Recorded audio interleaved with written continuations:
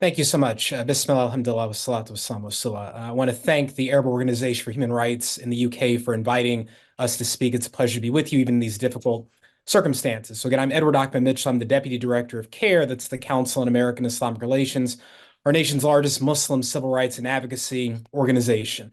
Our main focus is obviously fighting anti-Muslim bigotry and discrimination in the United States. But we also try to advocate for causes of justice, especially causes that impact the Muslim community around the world. That includes, obviously, Palestine. Long before the recent outbreak of violence and the genocide, we've been warning the Biden administration that their policy on Israel and Palestine was doomed to failure. That these attempts to try to form a new arms deal or a normalization deal, whatever you want to call it, with more Arab governments without securing a Palestinian state would not bring peace to the region, would just lead to more conflict. And we've been proven right about that over the past 4 months, but it's been worse than even we thought it would be.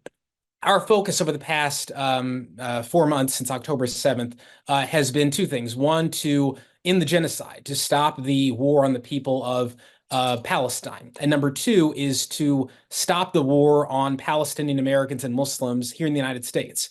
And what I mean by that is the following, that we all know about the war that is happening, targeting cities across Gaza, the ethnic cleansing, the genocide. But here in America, there has been a very concerted effort by young people, by Muslims, Jews, Christians, progressives, to speak up against what is happening, to demand a ceasefire, demand an end to U.S. support for the genocide.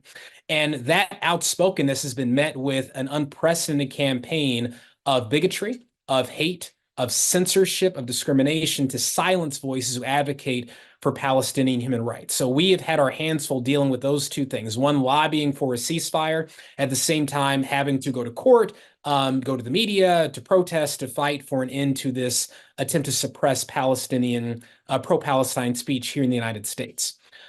The efforts that we put forward, that young people, that activists of all backgrounds put forward, has had some impact. We are seeing many more members of Congress now calling for a ceasefire than we were at the beginning.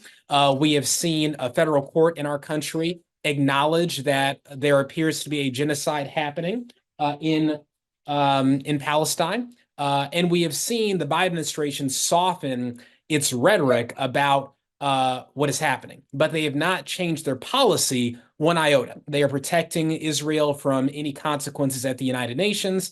They are insisting on sending billions of dollars more in American taxpayer dollars to the Netanyahu government without any real conditions on that aid. And they have not a single time condemned anything the Israeli government has done in Gaza. Not one condemnation, nothing at all. They have spent their time condemning American activists who speak up for Palestinian human rights and focusing a bit on the West Bank. They'll throw you a bone and criticize some of the settler violence, but even then they don't condemn the Israeli government. Now, where are we right now? I am confident, we are confident that this violence is going to come to an end. We think the political pressure on the president is reaching a breaking point. But we don't want to see all of Gaza destroyed before we get to the point that this violence comes to an end. And right now, the Israeli government is threatening to do to Rafah what they've done to the rest of Gaza, and that is to commit genocide and finish the job and force the Palestinian people off their land completely. We cannot allow that to happen. And even President Biden has, in his very restrained way, tried to discourage the Israelis from doing that. But again, it takes concrete action. And Benjamin Netanyahu does not care about mild private criticism. It's going to take a sea change in American policy, including conditioning aid to the Israeli government, stopping sending them weapons. Only the threat of that is going to stop him. Are we going to get there? I'll tell you, in America, we are trying our best. We are lobbying, we are protesting, we are suing, and we are hopeful that, God willing, this is going to come to an end, but it's a question of when. Last thing I want to say, a positive silver lining, is that if you look at polls of the American people, most Americans support a ceasefire in one way, shape, or form.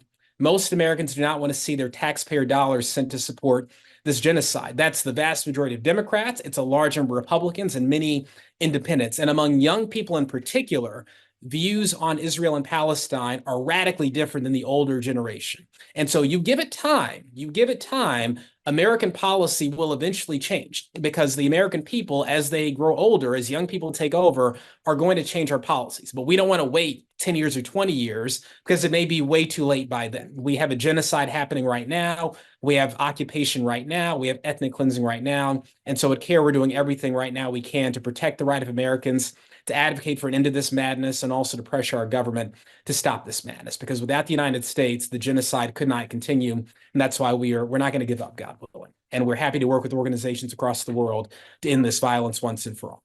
Thank you.